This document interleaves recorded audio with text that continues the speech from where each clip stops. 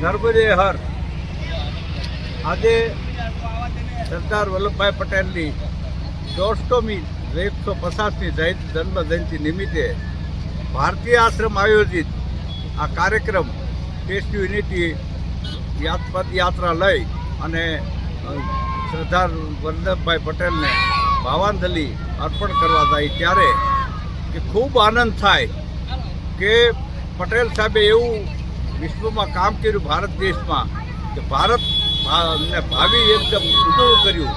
Narmada dam બનાવ્યો, લાખો લોકોને પાણીની યોજના પૂરી પાડી, સોમનાથનું મંદિર બનાવ્યું, ભારતને આઝાદીમાં પોતાની આહુતિનું બલિદાન દીધું. ઘણા એવા કામ થયા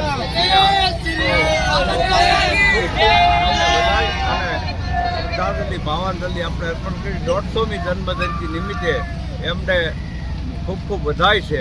અને ભારતીય આશ્રમ આયોજિત આ કાર્યક્રમ તે સેવક સમુદાય સાથે અમારા ટ્રસ્ટીગણ અને સાથે સંતો સાથે ટેસ્ટ યુનિટી જઈ અને શ્રદ્ધાંજલિ ભાવાંજલિ અર્પણ કરશું.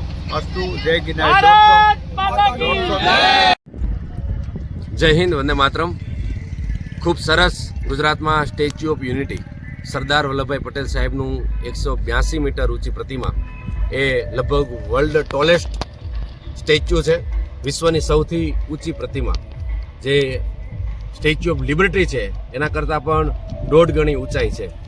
અને વિશેષ એટલા માટે છે કે સરદાર પટેલ સાહેબની જન્મ જયંતિના 150 વર્ષ ગઈ 31 ઓક્ટોબરે 31 ઓક્ટોબરે જ પૂરા થયા છે. અને આ વર્ષ કેન્દ્ર સરકારે, નરેન્દ્ર મોદી સરકારે ખાસ 150 વર્ષ પૂરા થાય છે એટલે આખું વર્ષ સરદાર પટેલના નામે એમની યાદીમાં સરદાર પટેલે જે દેશ માટે સમર્પણ, દેશ માટે ત્યાગ, દેશ માટે જે નેતૃત્વ કરી અને આધુનિક ભારતના, અખંડ ભારતના જેમને નિર્માતા કહી શકાય. 562 કરતાં પણ દેશી રજવાડાઓ આ દેશમાં હતા, પણ એ દેશી રજવાડાઓને એકત્રીકરણ કરવાનું કાર્ય મહાભગીરથ કાર્ય હોય તો સરદાર પટેલ સાહેબે પોતાની કોનેથી, સૂઝબૂઝથી, પોતાની નેતૃત્વ શક્તિ, એટલે હું ઘણી વખત કહેતો હોઉં છું કે સરદાર એ માત્ર સરદાર નથી પણ અસરદાર પણ છે. એ જવાબદાર પણ છે, ઈમાનદાર પણ છે અને એનું નેતૃત્વ ધારદાર પણ છે. અને એમની છટા એમનું વ્યક્તિત્વ એ પાણીદાર પણ છે. એટલે પાટીદાર પણ છે અને સરદાર પણ છે અને અસરદાર પણ છે.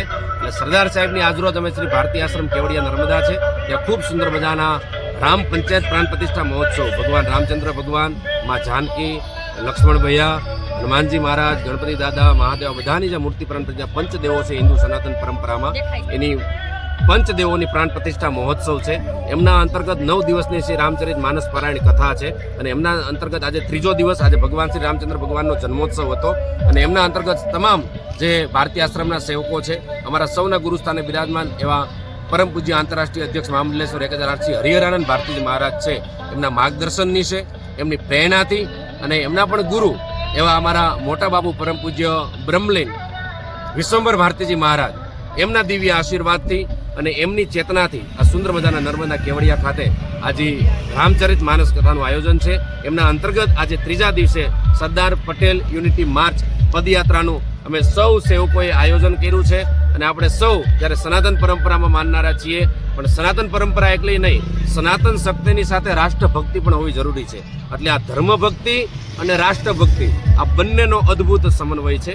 ત્યારે આ